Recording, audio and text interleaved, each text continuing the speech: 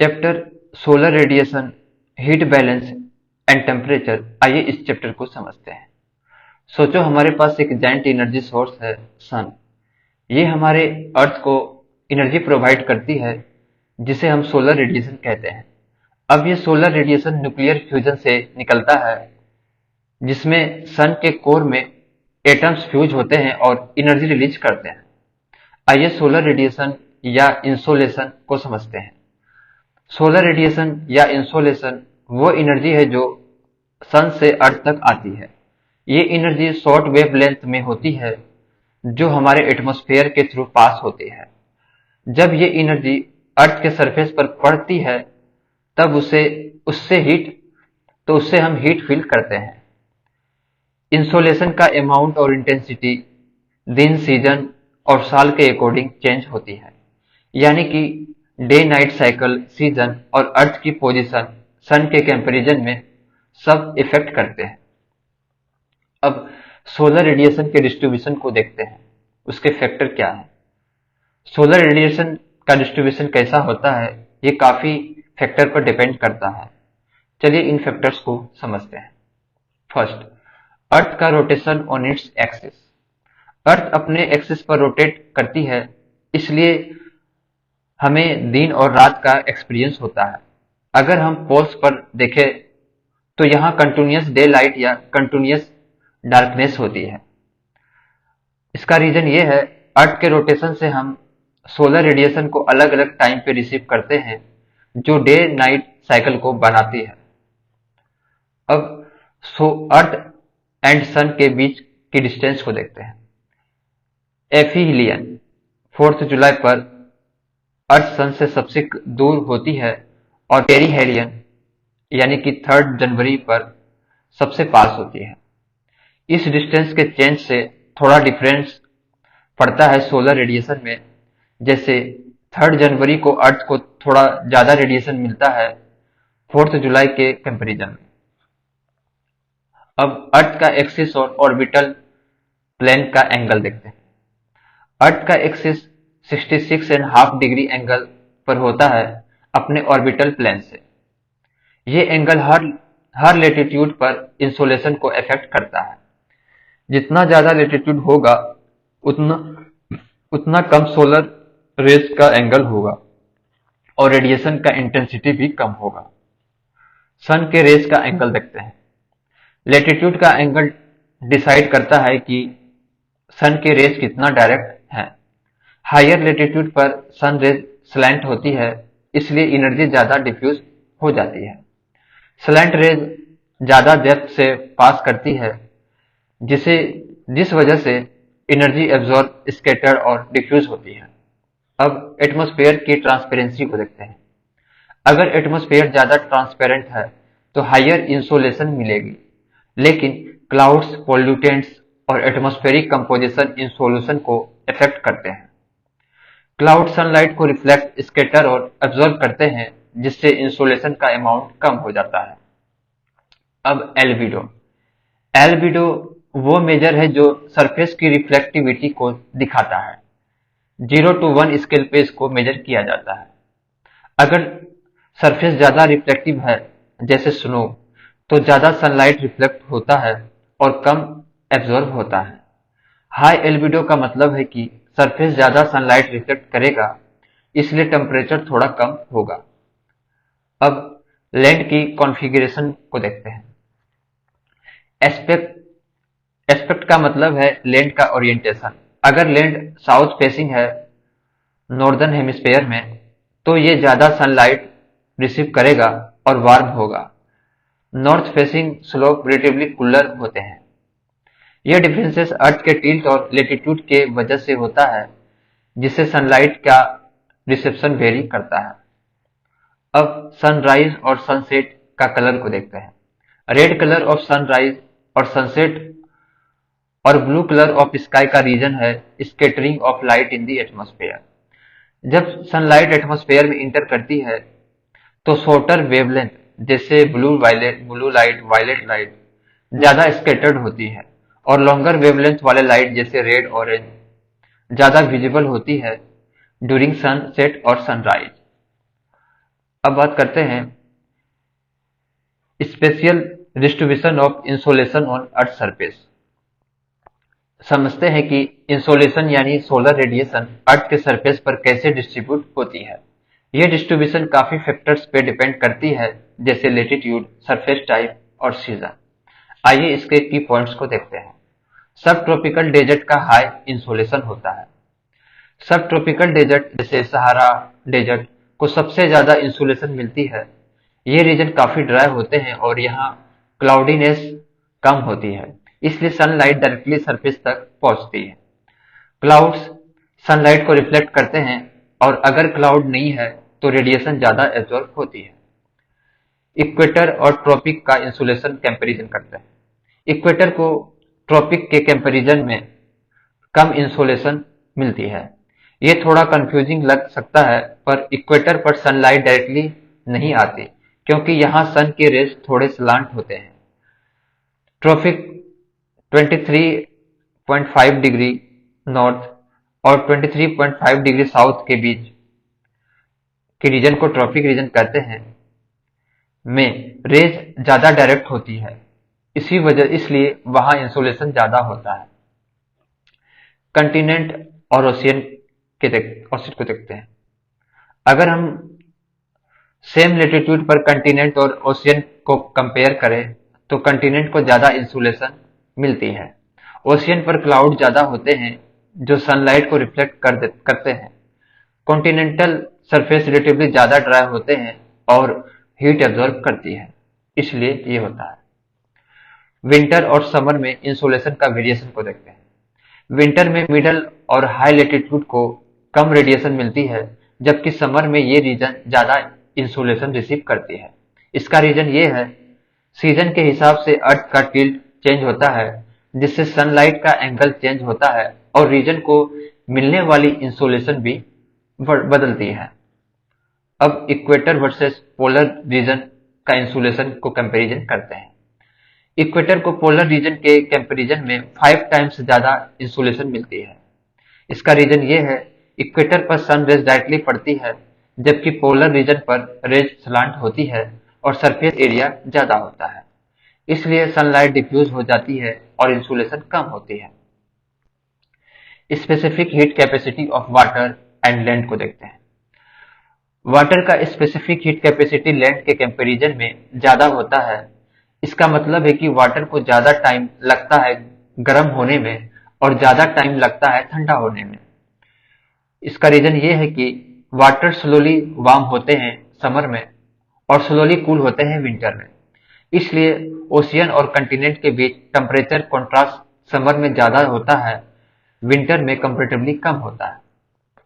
अब बात करते हैं heat and cooling of the atmosphere. समझेंगे कि एटमॉस्फेयर को कैसे हीट किया जाता है और कैसे कूल किया जाता है। ये प्रोसेस 4 डिफरेंट तरीकों से होती है, चलिए समझते हैं। First, conduction. कंडक्शन एक ऐसा प्रोसेस है जिसमें हीट उस ऑब्जेक्ट से दूसरे ऑब्जेक्ट तक ट्रांसफर होती है जो ज्यादा गर्म है और जो ठंडा है। बिल्कुल वैसे जैसे अगर आप गर्म चाय का कप पकड़ते हो तो कप से हीट आपके हाथ में ट्रांसफर हो जाता है। एटमॉस्फेयर में यह प्रोसेस ज्यादातर लोअर लेयर यानी कि ट्रोपोस्फेयर में होती है, जहां एयर ग्राउंड के कांटेक्ट में होती है। ग्राउंड को सनलाइट से हीट मिलती है और फिर ये हीट एयर को ट्रांसफर होती है। Second, convection. कॉन्वेक्शन कॉन्वेक्शन में हीट ट्रांसफर होता है फ्लूइड जैसे एयर या वाटर के मूवमेंट के थ्रू। जब एयर ग्राउंड के कांटेक्ट में गर्म होता है तो वो ऊपर उठती है, जिसे वार्म एयर राइजेस कहते हैं, और कूल एयर नीचे आती है। ये एक वर्टिकल मूवमेंट होता है। ये प्रोसेस सिर्फ ट्रोपोस्फेयर तक लिमिटेड होती है।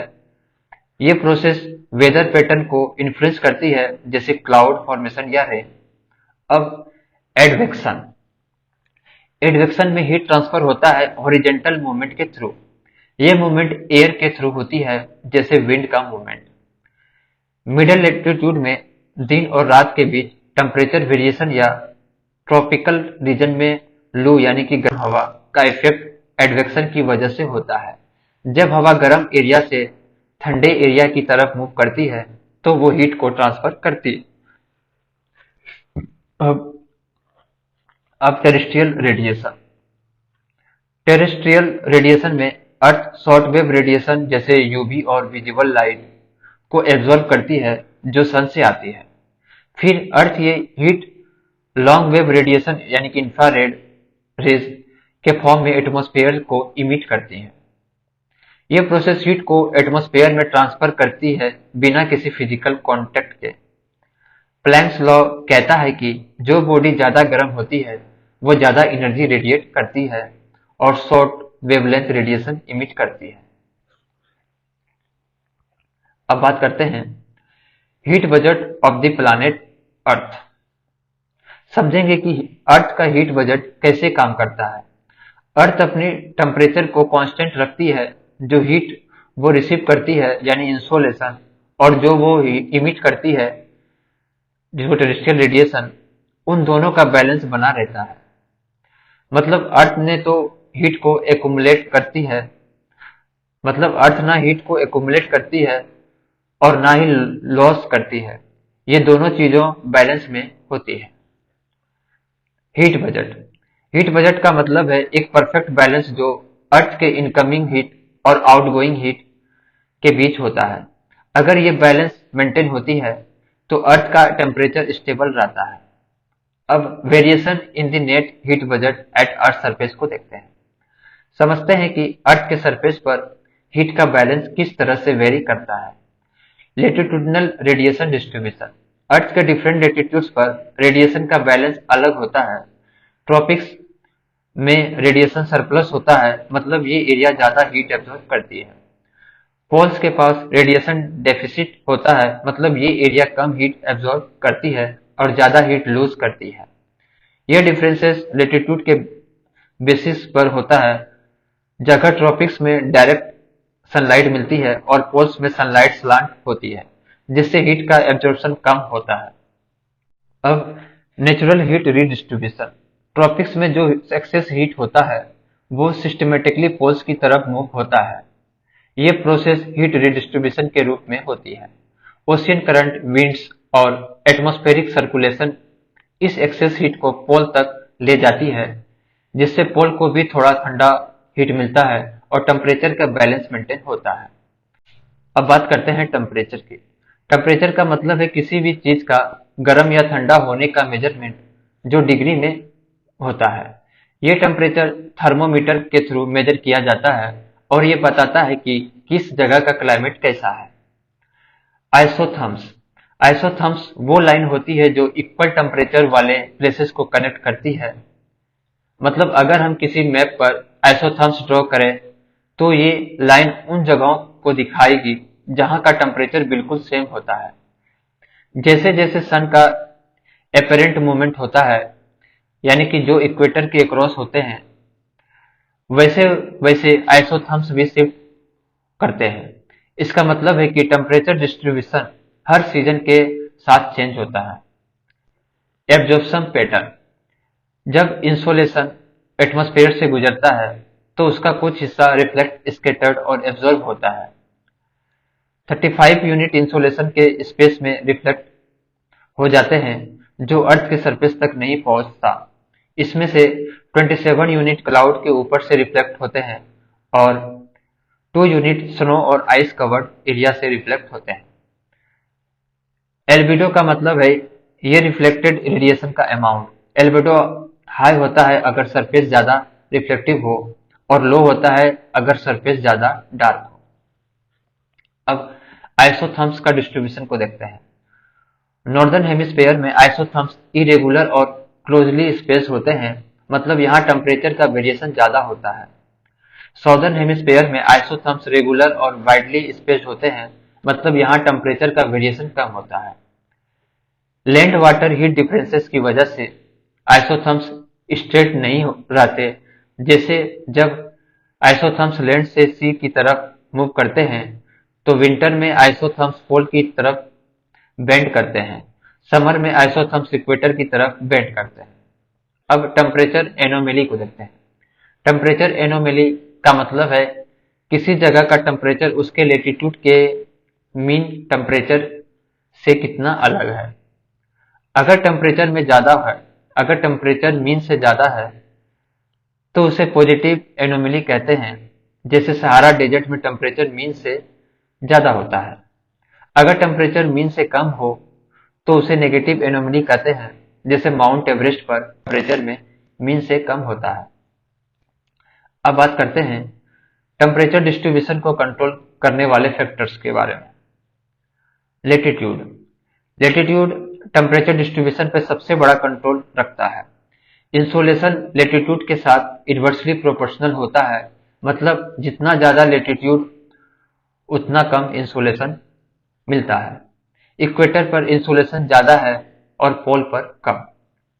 अब अल्टीट्यूड का मतलब है एक जगह की ऊंचाई। जैसे जैसे हम हाइट पे जाते हैं टेम्परेचर कम होता जाता है।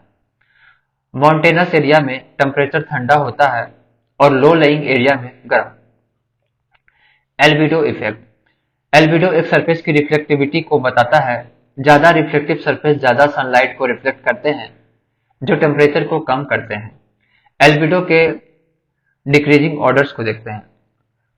सबसे ज्यादा फ्रेश स्नो का होता है, फिर ओशियन आइस का होता है, फिर सेंट का होता है, फिर ग्रीन ग्रासेस का होता है, फिर सॉइल, फिर फॉरेस्ट, फिर ओपन ओशियन, फिर चारकोल। जैसे स्नो या आइस ज्यादा सनलाइट को रिफ्लेक्ट करते हैं, इसलिए वहां टेम्परेचर कम होता है। डिस्टेंस फ्रॉम द सी के पास जो जगह होती है उन्हें मॉडरेटिंग इन्फ्लुएंस मिलता है, मतलब सी ब्रिज और लैंड ब्रिज की वजह से टेम्परेचर मॉडरेट होता है। कोस्टल एरिया में टेम्परेचर एक्सट्रीम नहीं होता, लेकिन इनलैंड एरिया में ज्यादा वेरिएशन देखने को मिलता है। एयर मास सर्कुलेशन और ओशियन करंट को देखते हैं। वार्म एयर मासेस और वार्म ओशियन करंट टेम्परेचर को इंक्रीज करते हैं, जबकि कोल्ड एयर मासेस और कोल्ड ओशियन करंट टेम्परेचर को डिक्रीज करते हैं। गल्फ स्ट्रीम जैसे वार्म करंट वेस्टर्न यूरोप को गर्म करती है, जबकि कोल्ड करंट कोस्टल एरिया को ठंडा करती है। प्रिवेलिंग विंड का ओरिजिन और स्पीड भी टेम्परेचर डिस्ट्रीब्यूशन को अफेक्ट करती है। अगर हवा इक्वेटर से आती है तो वो वार्म होती है, और अगर वो पोलर रीजन से आती है तो वो कोल्ड होती है। एस्पेक्ट ऑफ स्लोप्स को देखते हैं। स्लोप की ओरिएंटेशन भी टेम्परेचर को इफेक्ट करती है। साउथ फेसिंग स्लोप यानी कि नॉर्दर्न हेमिस्फीयर में ज्यादा सनलाइट रिसीव करते हैं और गर्म होते हैं, जबकि नॉर्दर्न फेसिंग स्लोप ज्यादा ठंडा होता है। साउदर्न हेमिस्फीयर में ये रिवर्स होता है। डे नाइट साइकिल अर्थ की रोटेशन की वजह से दिन और रात के बीच टेम्परेचर में वेरिएशन होता है। दिन के वक्त सोलर रेडिएशन से टेम्परेचर बढ़ता है और रात को टेरेस्ट्रियल रेडिएशन से टेम्परेचर कम होता है। Urban heat island effect urban area में ह्यूमन एक्टिविटी, बिल्डिंग, व्हीकल्स और फैक्ट्रीज के वजह से टेम्परेचर ज्यादा होता है।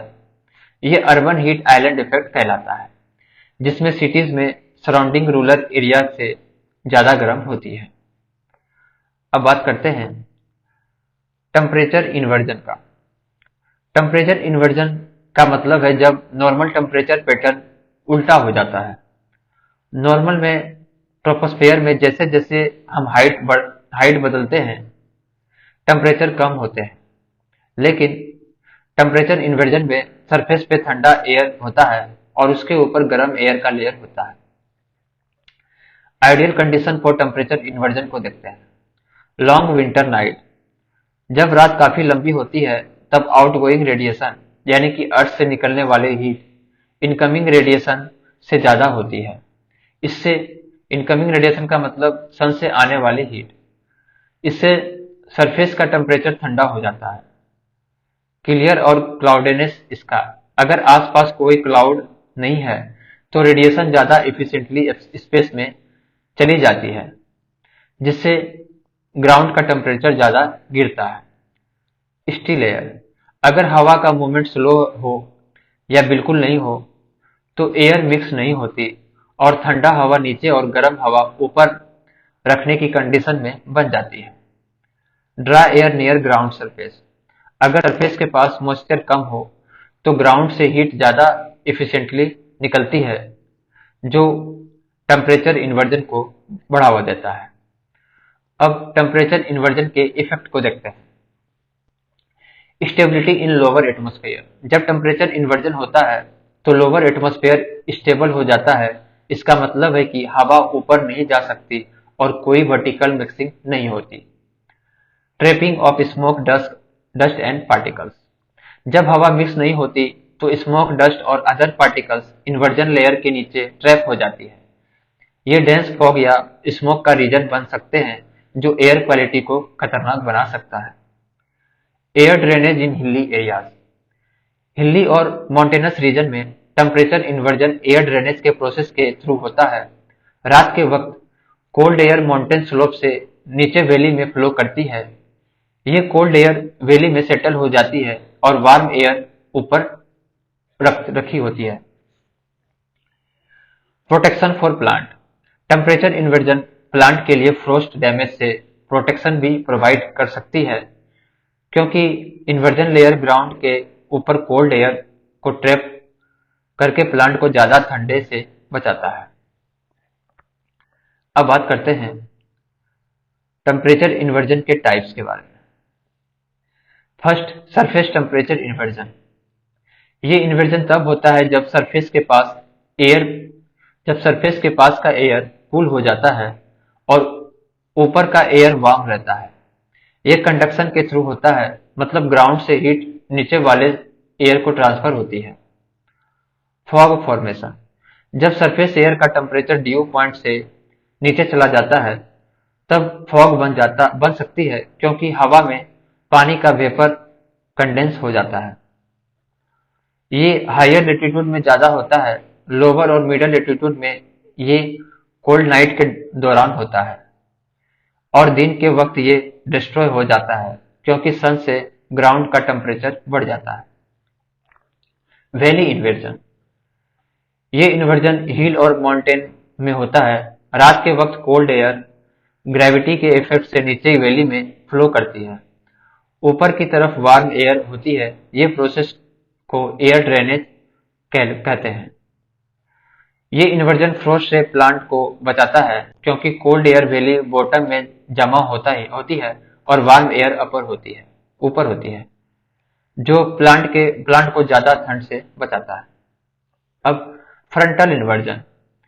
जब कोल्ड एयर मास एक वार्म एयर मास को नीचे से पुश करता है और वार्म एयर को ऊपर उठाता है, तब फ्रंटल इन्वर्जन होता है। ये इन्वर्जन अनस्टेबल होता है और जैसे ही वेदर चेंज होता है ये डिस्ट्रॉय हो जाता है। ये इन्वर्जन एडवेक्शन के थ्रू होता है, जिसमें एयर मासेस अपनी पोजीशन चेंज करते हैं। अब बात करते हैं consequences of temperature inversion. Fog formation. जब वार्म एयर कोल्ड एयर के ऊपर होती है तो ये वार्म एयर नीचे से कूल होती है, जिससे फॉग बन जाता है। हैजार्डस इन पोल्यूटेड एरिया। अगर पोल्यूशन ज्यादा हो तो फॉग या स्मोक का फॉर्मेशन और बढ़ जाता है। इससे विजिबिलिटी कम हो सकती है और एयर क्वालिटी भी खतरनाक हो सकती है। Frost impact. जब वार्म एयर फ्रीजिंग टेम्परेचर पर कंडेंस होती है तो फ्रोस्ट बन जाता है। ये फ्रोस्ट क्रॉप्स और ऑर्चार्ड को डैमेज कर सकता है। ये क्रॉप्स को फ्रोस्ट डैमेज का काउज बन सकता है, जो फार्मर के लिए एक सीरियस प्रॉब्लम हो सकती है। Atmosphere stability. टेम्परेचर इन्वर्जन से वर्टिकल एयर मूवमेंट रिस्ट्रिक्ट हो जाता है। इससे रेनफॉल नहीं होती और ड्राई कंडीशन और एरिडिटी बढ़ जाती है। ये कंडीशन ड्रॉट और एरिड रीजन को प्रमोट करती है, जहां पानी की कमी होती है।